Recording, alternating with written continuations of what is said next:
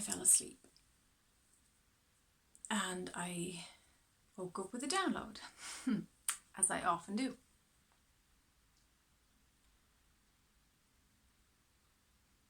Felt like my angels were saying to me,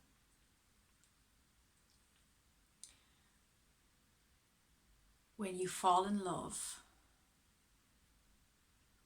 and you have that gorgeous sensual overload where everything is richer and clearer, and the sky is so blue and mesmerizing, and nothing bothers you. Your friends, your family are like, got a extra pep in your step. Well, I felt that Rosie, my angel, was saying to me, imagine bringing that enthusiasm into your vibration every day. Imagine feeling that level of magic.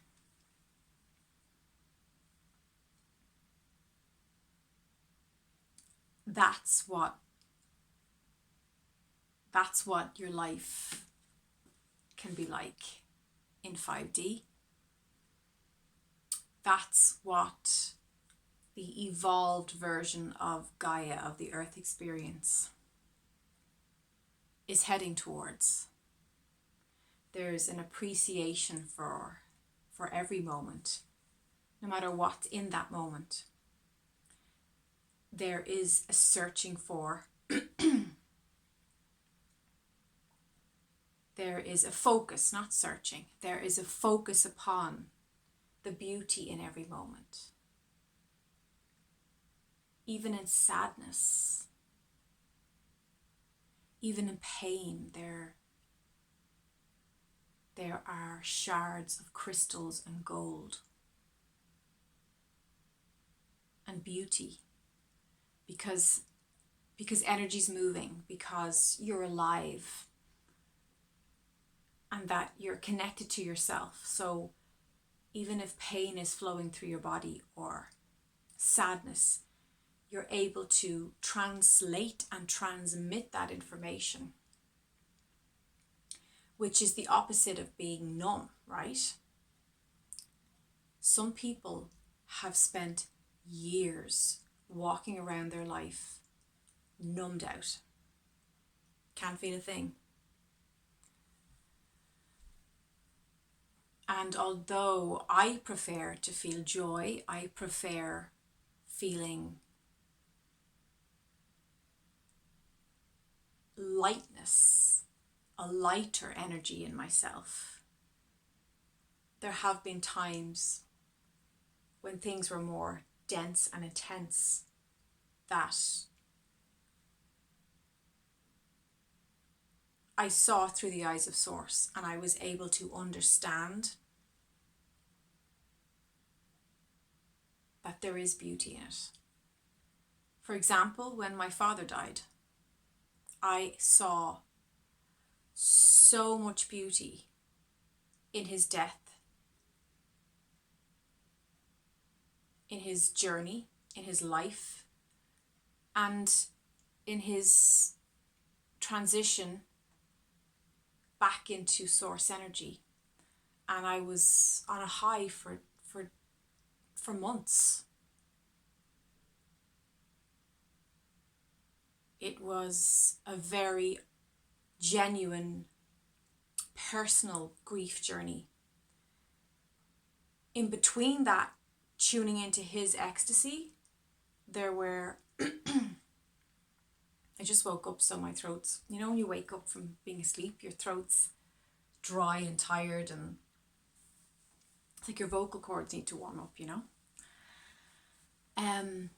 There was periods of on my knees crying for him. Grief, yes. Grief was there, but I wasn't looking upon it morbidly. I wasn't looking upon it. I didn't see it as a loss, even though I missed his physical presence. I was focused on where he was going, and he would check in with me every so often, and I could feel his excitement and his rejuvenation,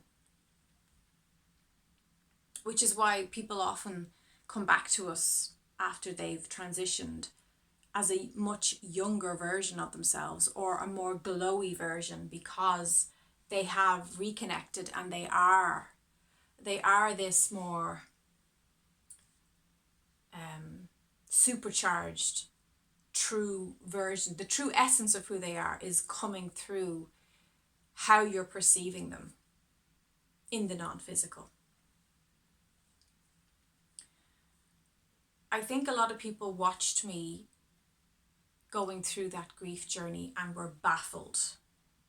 I think a lot of people were thinking, this isn't right, or, oh, this hasn't hit you yet. I got that a lot. And let me tell you, I was absolutely present throughout that whole experience. And by the way, I don't think grief is something that has a beginning, middle, and an end. I just don't think that it works that way. I think grief is gradual, and I think it's a process, and I feel it will affect you as the individual you are, and the relationship you had with that person. There's so many factors that affect how we process a death. That's not to say that when someone else I love dies, that I'll process that completely different, But this experience with my father, which was my first uphand close experience of grief, it was a very, very beautiful time. And yet it was a very sad time. It was a very striking, intense time, of course. Losing a parent is, on the grand scheme of things in life, is a huge experience. Very much so. I don't even know why I'm talking about this. This is totally unplanned. I woke up and I thought, oh, I was going to do a video today, and I'm not going to do it now because I'm obviously exhausted. Didn't mean to fall asleep, was meditating, fell asleep. And yet I just felt to push myself I felt it was important that I record, and this is what's coming out. So obviously this is a message for somebody, even if it's one person, that's one soul that needs to get this information. Maybe you're grieving, maybe you're going through your own grief journey and you're trying to make sense of it. And what I would say is, don't try to make sense of grief. Nothing about life really needs to make sense. If you think about our lives and what we do here and how we get here and how we are born and all that stuff, there's nothing rational about life. There's nothing rational about death. There's nothing rational about any of this experience. So don't be worried about rationalizing everything. Maybe there's nothing to rationalize. Maybe we're just exploring and experimenting and seeing how it all goes. But what's mad is my dad died 2 weeks before my birthday. Before my, I think it was 33rd or 34th birthday. And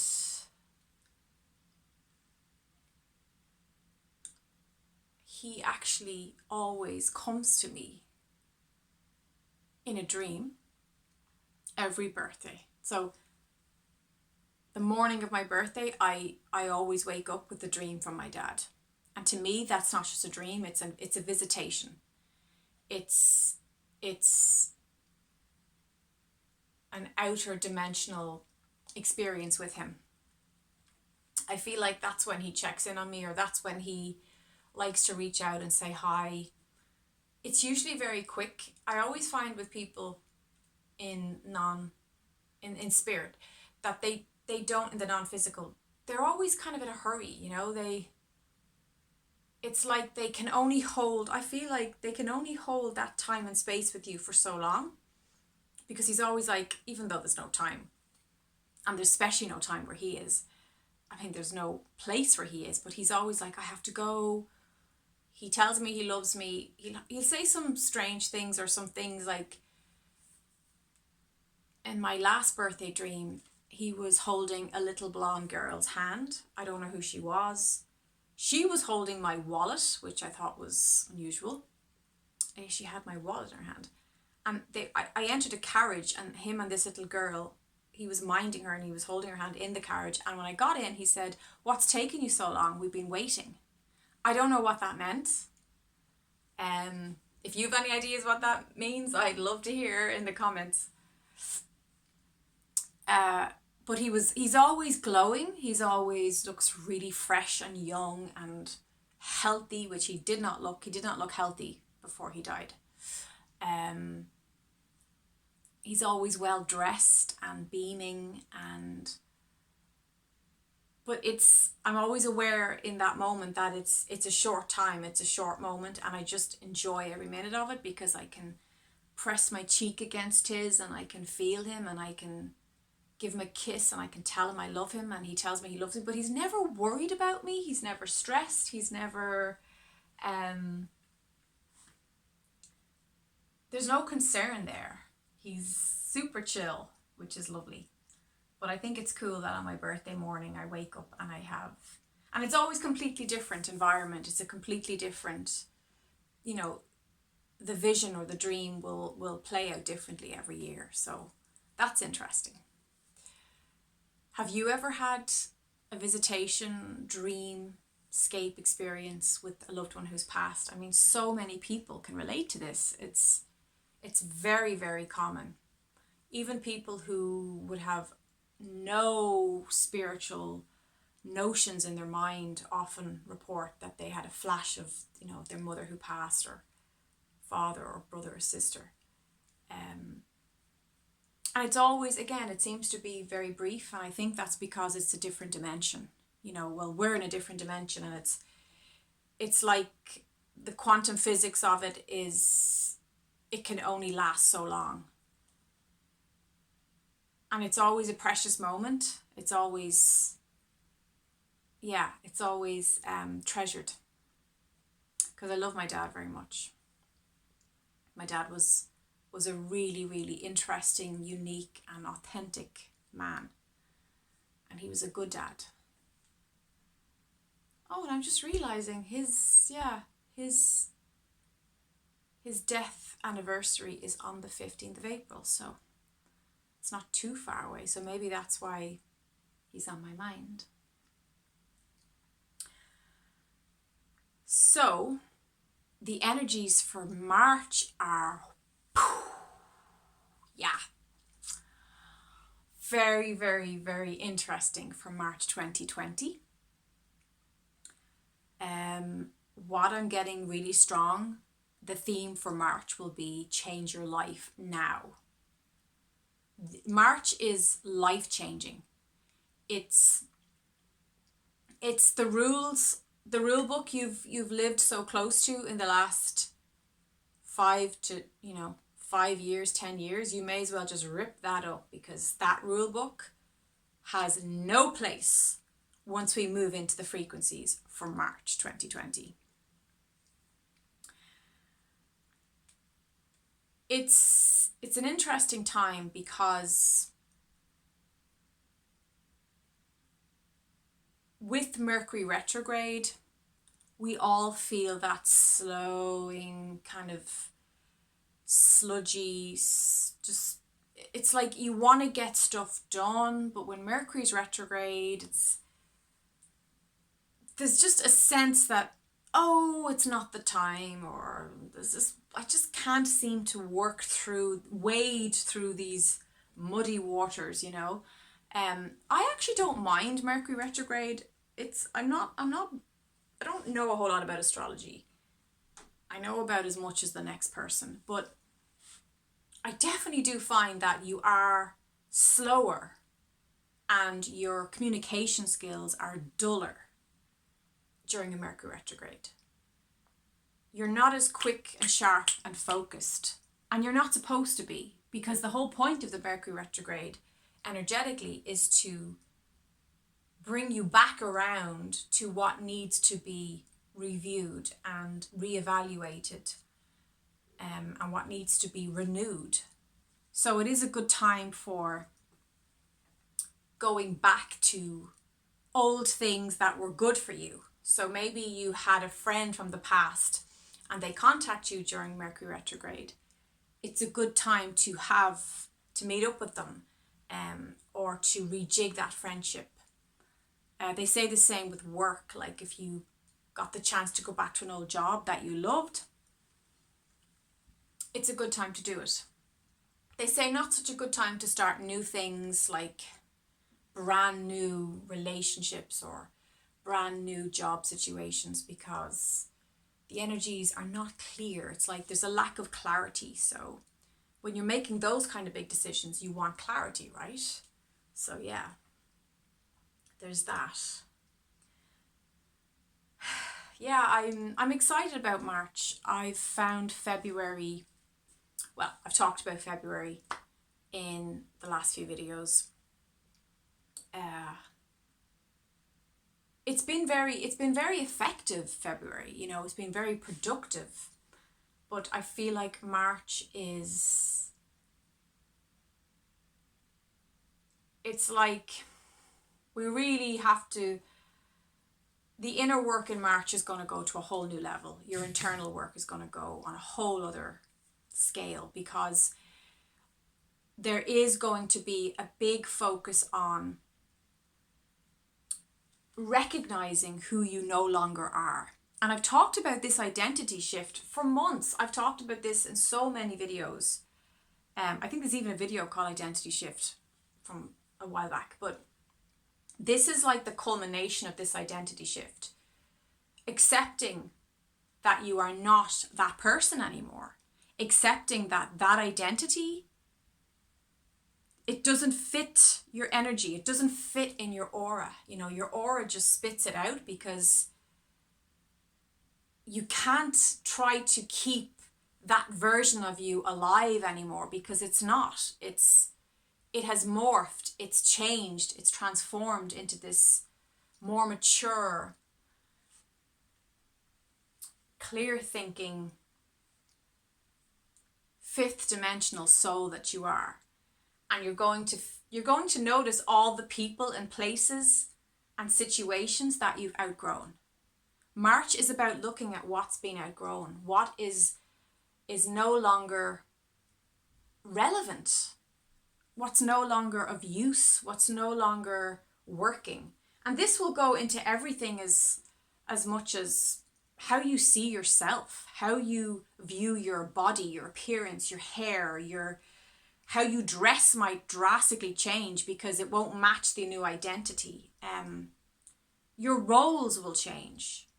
Your soul role will really kick in big time. Friendships will change. Yeah, it's definitely change is the name of the game for March. And I'll have a lot more in detail on this. I just woke up with those concepts and thoughts very fresh. It was like I had that thing where I came in from work, had something to eat, and I felt the angels go, lie down, we've got to download. I was like, okay, I'll meditate. And then it's like, boom, and then I just took off, and I'm just landing back onto planet Earth here. So thanks for having patience with me, and look forward to your comments as always. And I will have a lot more on exciting big shift, change, making peace with the death of a part of yourself, or not a part of yourself, but a version of yourself, letting that version of yourself float down the river of life and fully embodying and embracing the new you, and also doing the homework and the cleaning up that is part of when you outgrow things. We have to be willing to let go of those old clothes, cut away the dead wood of what we outgrow, and that will penetrate into your work, especially. Like, your soul purpose is going to be huge in March. Also looking at your relationships, your friendships, and how you do things. Like I said in some recent videos, don't be surprised if you drastically change your diet. Like, as I said, the rule book, you'll be like, no, that's not working for me anymore. I'm really feeling this whole new perspective on nutrition or fitness, or how I'm going to do my life. So it's exciting. Take care. I love you. Goodbye.